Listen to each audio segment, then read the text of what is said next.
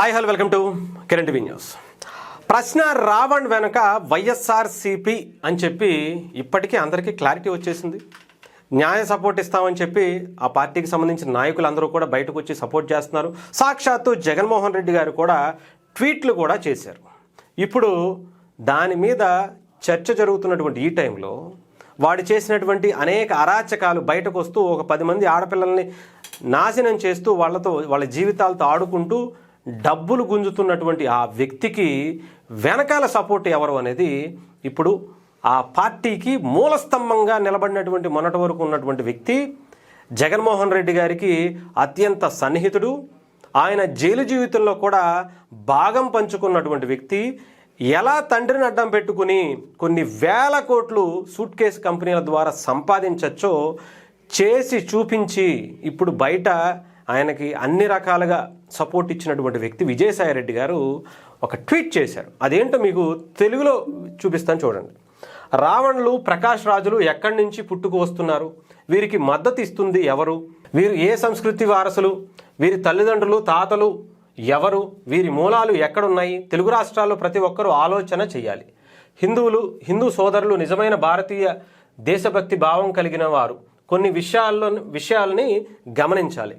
ఓసీల్లో ప్రధానంగా 2 అధికార కులాల నుంచి కొంతమంది కన్వర్ట్ అయిన వారు కన్వర్ట్ అయిన తర్వాత కూడా వారి కులాన్ని వదిలిపెట్టకుండా చివర కులాన్ని తగిలించుకుని వేరే మత వ్యవస్థలను నడిపిస్తూ ఆర్థికంగా అధికారికంగా కూడా రాజకీయంగా లాభాలు పొందుతున్నది అందరూ గమనించాలి.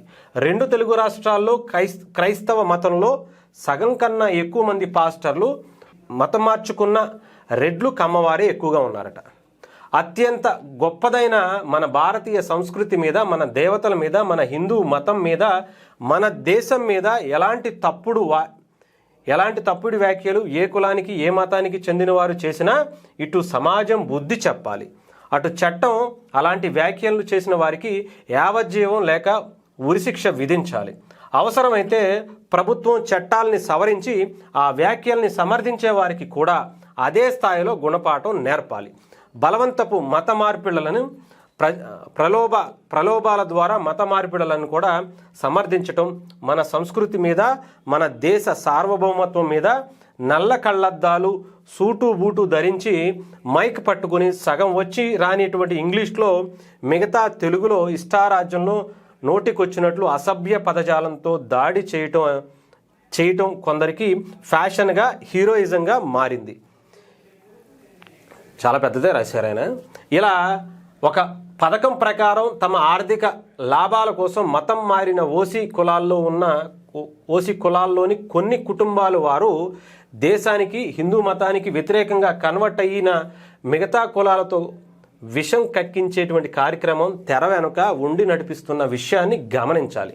వైఎస్ఆర్ కాంగ్రెస్ పార్టీ నేరుగా, చాలా క్లియర్గా చూడండి, వైఎస్ఆర్ కాంగ్రెస్ పార్టీ నేరుగా రావణ్ని, ప్రకాష్ రాజ్ని సమర్థించడం, హైలైట్ చేయటం అంటే ఇది నేరుగా మన హిందుత్వం మీద, మన సనాతన ధర్మం మీద, మన దేవతల మీద, మన దేశం మీద వారు చేస్తున్నటువంటి దాడి మాత్రమే.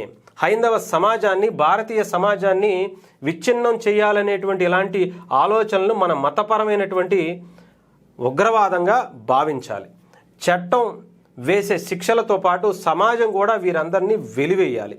ఆంధ్రప్రదేశ్, తెలంగాణ ప్రభుత్వాలతో పాటు కేంద్రంలో అధికార పార్టీ బీజేపీ ఈ దేశద్రోహం, సంఘ విద్రోహ కుట్రల మీద చట్టపరంగా అన్ని చర్యలు తీసుకోవాలని ఆయన ట్యాగ్ చేసి, ఎంతమందిని ట్యాగ్ చేశారో చూడండి. బీజేపీ కావచ్చు, టీడీపీ కావచ్చు, వైఎస్ఆర్సీపీ కావచ్చు, TV9 అని, ఎన్టీవీ అని అందరినీ కూడా ట్యాగ్ చేసి, సెంట్రల్ గవర్నమెంట్, సెంట్రల్కి సంబంధించినటువంటి అధికారులను కూడా ట్యాగ్ చేసి మరి విజయసాయిరెడ్డి గారు బయటకు చెప్పింది. కొంతమంది కమ్మ సామాజిక వర్గానికి, రెడ్డి సామాజిక వర్గానికి సంబంధించినటువంటి కొంతమంది వ్యక్తులు, కొన్ని కుటుంబాలు వాళ్ళ స్వలాభం కోసం వాళ్ళు మతం మార్చుకుని వాళ్ళు నడిపిస్తున్నటువంటి ఈ వ్యక్తులని అని చెప్పి ఆయన క్లియర్గా మెన్షన్ చేసి మరీ చెప్తున్నారు. ఎవరు అనేది ప్రత్యేకించి చెప్పాల్సిన అవసరంలా. ఎవరు ఏం చేస్తున్నారనేది గత కరెక్ట్గా 2004 నుంచి ఇప్పటి వరకు ఉండేటువంటి ఆ వ్యవస్థ పరిస్థితి ఏంటి అనేది ఒక్కసారి చూసుకుంటే తెలుస్తుంది. 2004కి ముందు ఈ మతాలకి మధ్య ముఖ్యంగా పాస్టర్ల పేరుతో లేదంటే ఫాదర్ల పేరుతో ఎవరైతే ఉన్నారో వాళ్ళందరూ ఎంత హుందాగా నడుచుకునే వాళ్ళు. ఆ తర్వాత 2004 తర్వాత ఇప్పటి వరకు కూడా ఎవరైతే పాస్టర్ల పేరుతో ఫాదర్ల పేరుతో వాళ్ళు చేస్తున్నటువంటి ప్రచారం కావచ్చు, ద్వేషిస్తూ విషం చిమ్మేటువంటి ఆ హిందువుల మీద, హిందూ దేవుళ్ళ మీద, హిందూ ఆచారాల మీద విషం చిమ్మేలా చేస్తున్నటువంటి ఆ వ్యాఖ్యలు కావచ్చు, చాలా క్లియర్గా మీరు అబ్జర్వ్ చేస్తే అర్థమవుతుంది. 2004 నుంచే, అంతకుముందు ఇలాంటివి ఏమన్నా ఉన్నాయో మీరు చెక్ చేసుకోండి.